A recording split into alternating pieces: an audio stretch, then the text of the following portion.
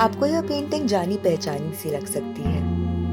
एक तो कुछ फेमस सी है और दूसरा कि यह छवि 3 युवतियों की है।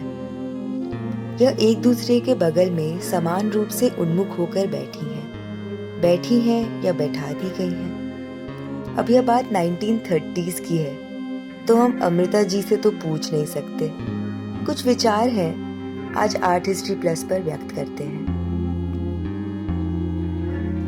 हम नहीं जानते कि वे कहाँ बैठे हैं। वे जहाँ बैठे हैं वहाँ क्यों बैठे हैं? क्या आपको लगता है कि 3 लड़कियां इस तरह बैठती हैं? क्या यह सामान्य है? ये युवा हैं, यंग। क्या वे किसी चीज का इंतजार कर रही हैं? क्या वे किसी डॉक्टर के क्लिनिक या किसी ऑफिस के रिसेप्शन में वेट कर रही हैं? और या फिर यह एक शादी है जहां वे ऊब गई हैं, किसी को नहीं जानती हैं और बाहर निकल नहीं सकती हैं। जो भी कारण हो, क्या वे अपने मर्जी से इंतजार करते नजर आ रही हैं? मूड जरा उदास सा लगता है। संध्या का समय है या शायद एक अच्छी तरह से प्रकाशित रात है। यह पेंटिंग सिर्फ इन 3 लड़कियों के बारे में नहीं बल्कि उनकी कलेक्टिव सिचुएशन के बारे में भी है। वे कहीं भी हो बहुत खुश नहीं दिख रही हैं। उनकी नीची निगाहों से ऐसा लगता है कि उन्होंने अपने आप को विनम्र कर लिया है, पर पर्दे के पीछे अवमान और निंदा है। यह पेंटिंग 1930s के दशक में बनाई गई थी, जहां मॉडेस्टी और शाइनेस युवा महिलाओं के लिए गर्व के साथ पहनने के गुण थे, वर्च्यूज माने जाते थे। लेकिन शायद इच्छा नहीं, उनके विलिंगनेस पर ज्यादा प्रभाव नहीं था। इन तीनों महिलाओं को देखकर ऐसा लगता है कि अगर वे अपने मन की बात कहना चाहेंगी तो शब्दों के बजाय इसे कहने के लिए 100 तरीके चुप्पी के इस्तेमाल करेंगी।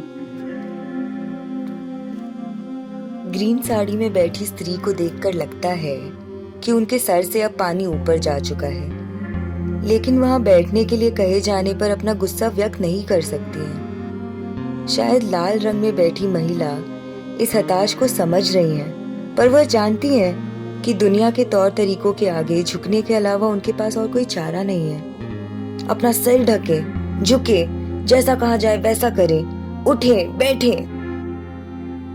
ऑरेंज रंग में क्लैड महिला को देखकर ऐसा लगता है कि वह स्थिति के बारे में कुछ करने वाली है, पर कौन जानता है? किसे पता कि यह महिलाएं कब तक किसी और के बताए रास्ते पर चलती रही। तो अब एक सवाल, पूछे जाने और बताए जाने में क्या अंतर है? अब बात करते हैं कि अमृता शेरगिल ने इन 3 महिलाओं को पेंट करने का डिसीजन क्यों लिया होगा। अपनी सभी पेंटिंग्स में वह आइसोलेशन और मेलांकली की भावनाओं को बाहर लाने की कोशिश करती हैं। भारत के सफर में शायद वही भावनाएं उन्होंने भारतीय लोगों में देखी।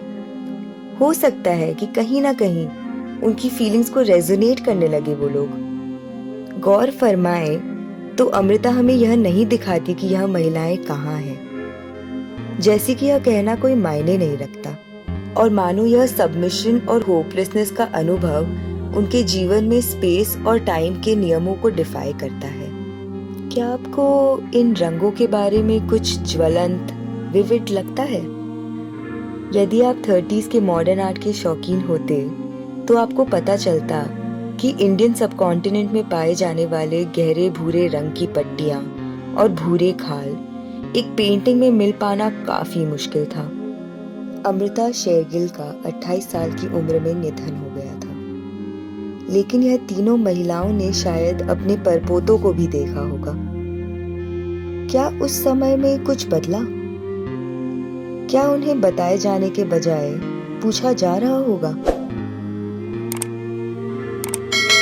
वीडियो पसंद आया तो चैनल को लाइक, शेयर और सब्सक्राइब जरूर करें। ख्याल रखिए।